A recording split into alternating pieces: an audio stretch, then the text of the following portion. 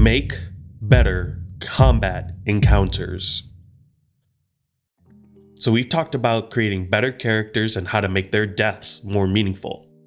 Now, let's talk about the encounter in which your character shines, for better or for worse. First and foremost, combat can be just until one side loses all its hit points. Frankly speaking, this is how I run about half my encounters. The other half includes a number of these enhancements, and I try to include more as I grow as a DM. DMs, take it one step at a time when you try out these enhancements. Take what you like and is easiest to implement first, and most importantly, gauge how your players react. Throw away anything that doesn't work at your table or is difficult to run. With that out of the way, here are some ways you can improve your combat encounters. We can improve our combat encounters narratively by having a goal, reason, or stakes for the encounter. This can raise the drama or tension of the encounter or make it feel more impactful. The reason why the goblins want to fight is because they found what they believe to be a new god, and aren't just a group of goblins in a cave. The party needs to stop a group of orcs before they raid a nearby settlement where PC hails from, and aren't just a group of orcs in a camp. Even more simply, the party needs to stop the necromancer from ending the world. Having an alternative goal can distract or delay the players from completing the main goal.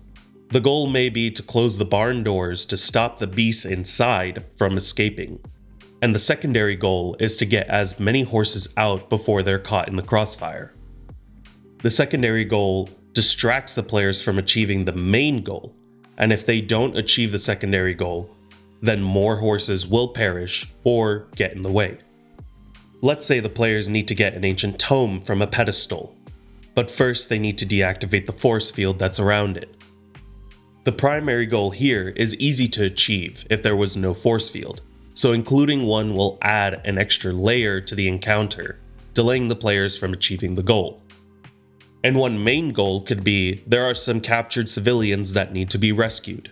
The primary goal is to rescue the civilians, and from there, a number of secondary goals can be conjured. But for the sake of it being a combat encounter video, let's say the players must defeat or escape from the multiple enemy ambushes they encounter, while trying to keep as many civilians as they can alive. We can give the enemies a purpose. This is only slightly different from giving the encounter a reason, where that is giving the players a reason to care about winning this encounter.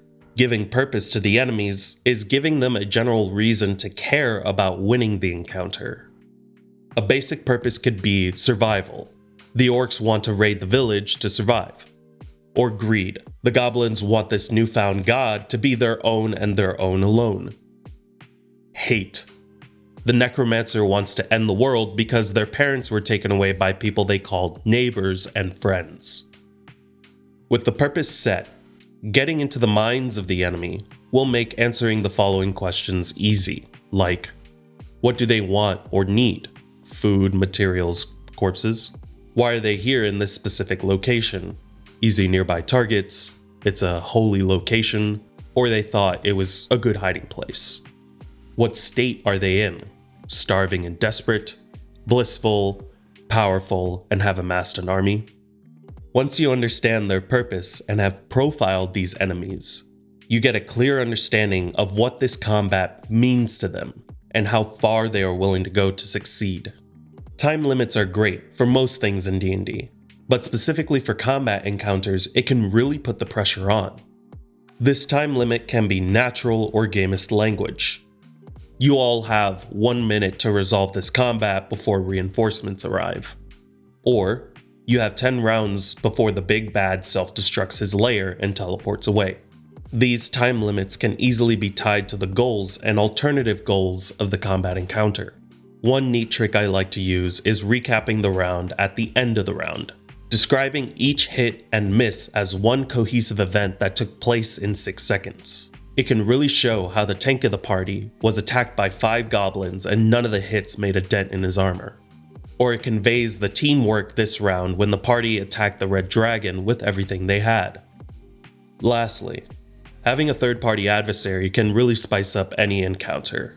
For instance, in the middle of a fight with a group of goblins, a gelatinous cube crashes and attempts to devour both player and goblin alike, and now both sides need to deal with the cube one way or another.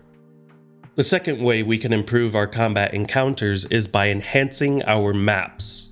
We can start by adding verticality. Now, it's a little difficult to really tell how high something is on a 2D map, so I've thought of implementing a color system. You can use this color system on the edges of each cliff and 10-foot change to the terrain. You can color code the ground, or create small tokens to remind yourself this area is elevated. Here's my color code. For those that have this on in the background, 0 is white, and after the first 10 feet up, we get green, which is 10 to 20 feet. Then yellow, which is 20 to 30 feet, orange, which is 30 to 40 feet, and red, which is 40 feet and above. And after the first 10 feet down, we get baby blue, which is 10 to 20 feet. Blue is 20 to 30 feet, purple is 30 to 40 feet, and black is 40 and beyond. Here are some map examples.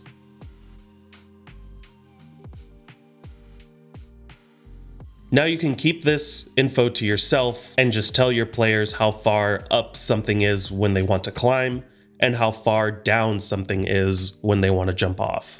Verticality also can provide cover, which is something we should include in our combat encounters. A lot of spells and pretty much all ranged attacks require line of sight, so this increases the survivability of both your players and the enemies of the encounter.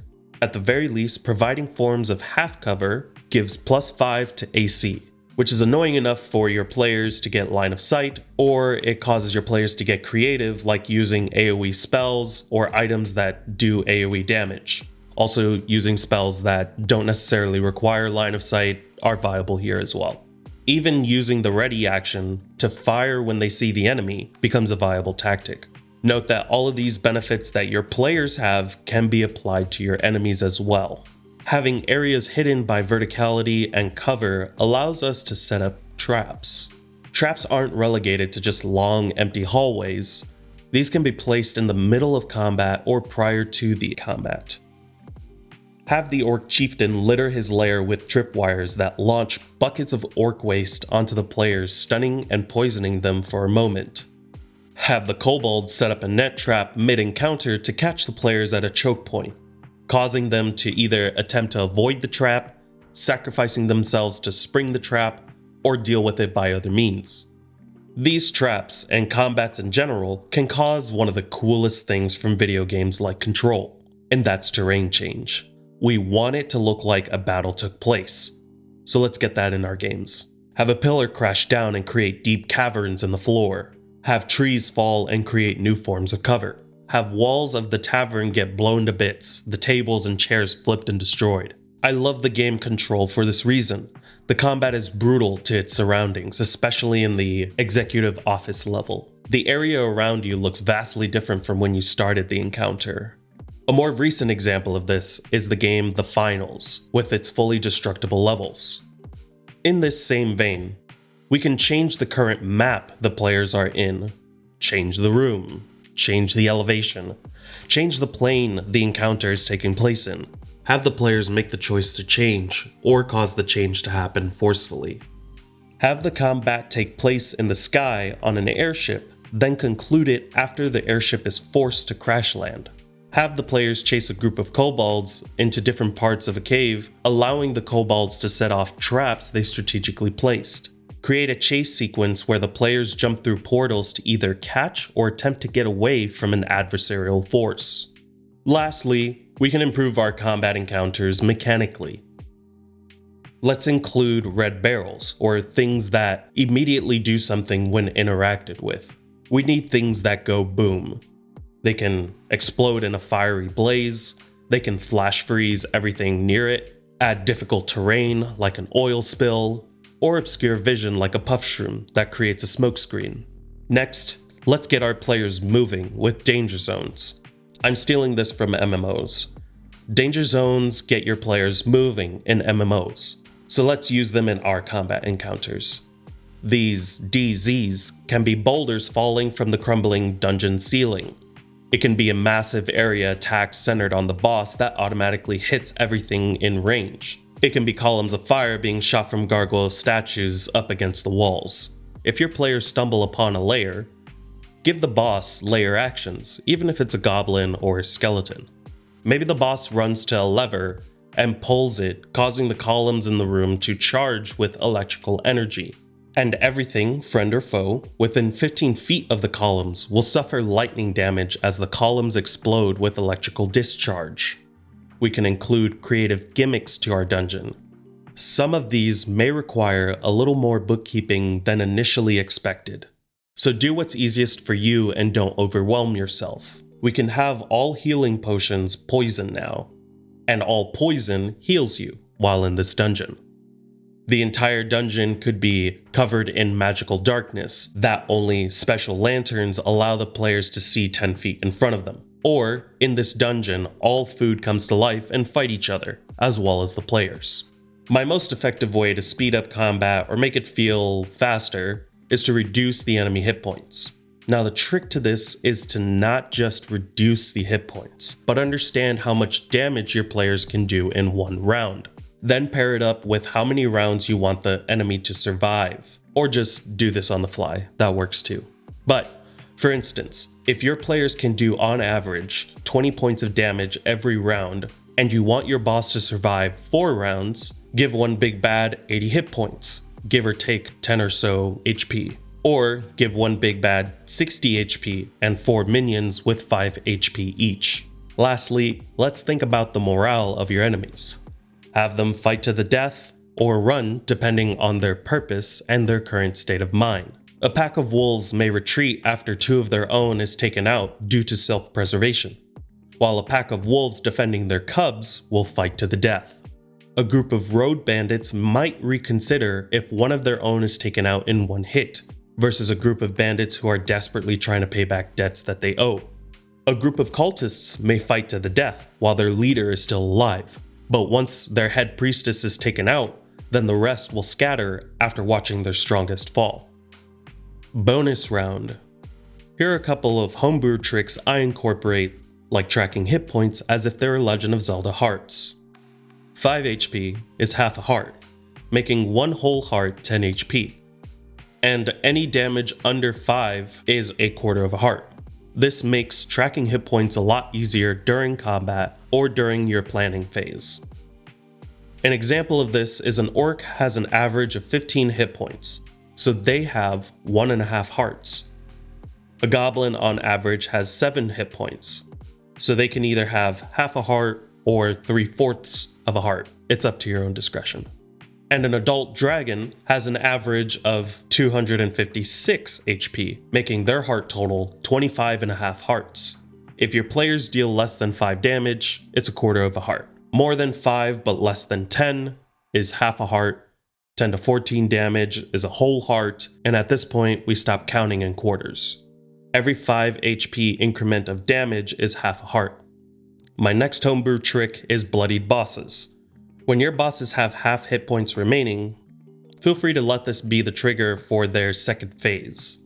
Maybe their attacks deal extra damage, or they gain resistance to damage for X amount of rounds, or it unlocks a powerful legendary action in your boss's arsenal. We can also have this trigger be when your boss begins to make preparations for their escape. Last but not least, hero points. Not too fond of this one, quite frankly, but it can be put to better use in other tables. Hero points, or style points, can be used in a myriad of ways, working like inspiration tokens, spending them to deal extra flat damage, or increasing your own AC for a round. Really, anything works here. That's all I've got for this video. DMs, send this to your players as a primer to inform them of the enhancements that you are going to implement in future combat encounters. Players, send this to your DMs if you want them to try out some of these enhancements in your combat encounters. Everyone else, send this to someone who is struggling to create interesting combat encounters. I'm DNDev. Thanks for watching. New videos soon. Until then, I'll catch you in the next one.